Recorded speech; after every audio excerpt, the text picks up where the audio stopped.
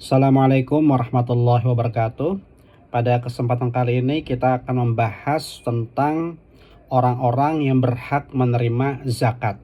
Saya akan membacakan kitab Fathul Qorib, yaitu salah satu kitab fikih dalam mazhab Syafi'i. Faslun, sebuah pasal. Wa tudfa'u zakatu ilal asnafi thamaniyati alladhi dzakarahumullahu ta'ala fi kitabihil aziz fi qawlihi ta'ala innamas shadaqatu lil fuqara'i wal masakini wal 'amilina 'alaiha wal mu'allafati qulubuhum wa fir riqabi wal gharimina wa fi sabilillahi wa banis sabil. Dibayarkan zakat itu kepada 8 golongan sebagaimana yang Allah firmankan dalam surah At-Taubah ayat 60. Sesungguhnya zakat itu bagi orang-orang yang fakir, orang-orang miskin, orang-orang yang mengambil dan menyalurkan zakat, dan orang-orang yang mu'allafati qulubuhum, yaitu orang-orang yang lemah hatinya, yaitu orang-orang yang mu'allaf.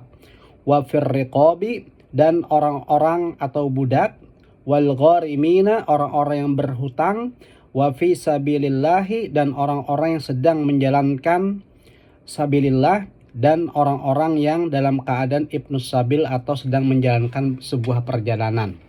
Ila akhirihi huwa dhahirun ghaniyun 'anis syarhi ila ma'rifatil asnafil madhkurah. Illa ma'rifatil asnafil madhkurah. Jadi ini jelas sekali sampai akhir ayat tentang 8 golongan yang berhak menerima zakat. Nah, sekarang kita bahas pengertian dari masing-masing golongan ini. Yang pertama, al-faqiru. Fal-faqiru fi zakah huwallazi la mala lahu wa la kasba yaqa'u mawqi'an min hajatihi. Jadi yang disebut dengan fakir di sini adalah orang-orang yang memang betul-betul tidak memiliki harta dan tidak memiliki pekerjaan dalam menopang hajatnya. Jadi fakir itu memang tidak memiliki apa-apa. Ini yang disebut dengan pengertian fakir. Adapun miskin, wal miskinu man qadara ala malin aw kasbin yaqa'u kullum minhuma mawqi'an min kifayatihi la yakfihi kaman yahtaju ila asyrata darahima wa indahu sab'atun. Nah, ini berbeda dengan pengertian miskin. Jadi kalau miskin itu dia tetap memiliki harta, dia tetap memiliki pekerjaan, tetapi dengan harta atau pekerjaannya tersebut tidak cukup. Semisal kebutuhan dia dalam sehari-hari itu adalah 10 dirham, sementara penghasilan dia hanya 7 dirham. Ini termasuk dalam kategori miskin. Jadi fakir itu lebih berat daripada miskin. Kalau fakir sama sekali tidak memiliki pekerjaan maupun harta. Tapi kalau miskin itu masih punya tapi tidak cukup untuk menopang kehidupan sehari-hari. Ini adalah pengertian miskin. Wal amil, adapun pekerja, man ista'malahul imamu ala akhdhis shadaqati wa daf'iha limustahiqiha. Adapun disebut dengan amil zakat adalah orang-orang yang ditunjuk oleh pemimpin ataupun pemerintah untuk mengambil zakat dan mendistribusikannya kepada orang-orang yang berhak. Ini disebut dengan amil zakat ya. Jadi sebetulnya ada perintah atau kewenangan dari pemimpin setempat atau pejabat yang setempat memerintahkan orang tersebut untuk mengambil zakat dan mendistribusikannya kepada yang berhak. Ini disebut dengan amil zakat. Kemudian yang keempat, wal mu'allafatu qulubuhum wa hum arba'atu aqsamin ahaduha.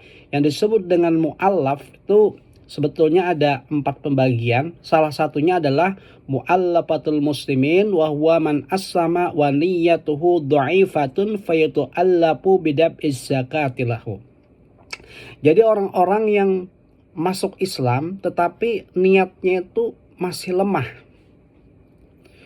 sehingga dilemahkan hatinya dengan diberikan zakat. Ini disebut dengan mu'allaf tadi. Wa fir riqabi wa hum al-mukatabuna kitabatan sahihatan ammal mukatabu kitabatan fasidatan fala yu'ta min sahmil mukatabin. Yang disebut dengan golongan yang keempat adalah budak. Yang dimaksudnya adalah budak yang mukatab. Jadi budak mukatab itu adalah yang dimana dalam akadnya itu apabila dia itu telah memiliki uang yang cukup, maka dia akan menebus kepada tuannya. Ini yang disebut dengan budak mukatab. Kalau sekarang memang sulit ya menemukan untuk budak. Yang bisa kita temukan dari yang saya sebutkan tadi sementara ada 3, fakir masih banyak, miskin, orang-orang miskin juga banyak, kemudian orang-orang mu'alaf juga banyak, sedangkan mukatabnya mungkin budak hampir tidak ada lagi ya. Sulit kita menemukan untuk budak. Wal gharimu ala thalathati aqsamin ahaduha, dan orang-orang yang terhutang. Dia ada 3 golongan. Salah satunya disebutkan manistadana dainan litaskini fitnatin bainal ta'ifataini fi qatilin lam yadhar qatiluhu fatahammala dainan bisabi dalika fayuqda dainuhu min sahmil gharimina qaniyan kana aw faqiran. Yaitu orang-orang yang berhutang dalam rangka mencegah sebuah fitnah. Jadi misalkan ada 2 kelompok yang sedang bermusuhan, sehingga orang ini berhutang dalam rangka untuk mendamaikan kedua kelompok yang sedang bertikai ini, sementara pembunuhnya itu belum jelas. Nah, ini termasuk orang yang berhutang dan dia berhak menerima zakat, apakah dia itu kaya ataupun miskin. Wa inna ma yu'tal gharimu 'inda baqa'id daini 'alaihi. Jadi dia berhak menerima zakat selama masih ada sisa hutangnya. Fa in adahu min malihi aw dafa'ahu ibtida'an lam yu'ta min sahmil gharimin. Tapi kalau misalkan sudah lunas, nah dia tidak lagi berhak untuk menerima zakat. Wa amma sabilullah, adapun orang-orang yang berada di jalan Allah, fahum al-ghuzzatul ladzi la sahmalahum fi diwanil murtaziqati bal hum mutatawwi'una bil jihad. Jadi maksud dengan orang-orang yang fi sabilillah, yang sedang berjuang di jalan Allah, itu adalah para tentara yang sedang berjuang di jalan Allah, tetapi mereka ini memang tentara yang tidak mendapatkan gaji. Tidak mendapatkan gaji, mungkin semacam tentara sukarelawan, dan mereka betul-betul berjihad di jalan Allah. Ini berhak menerima zakat. Wa amma ibnu sabil bahwa mayunshiu saparan min baladiz zakati aw yakunu mujtazan bi baladiha.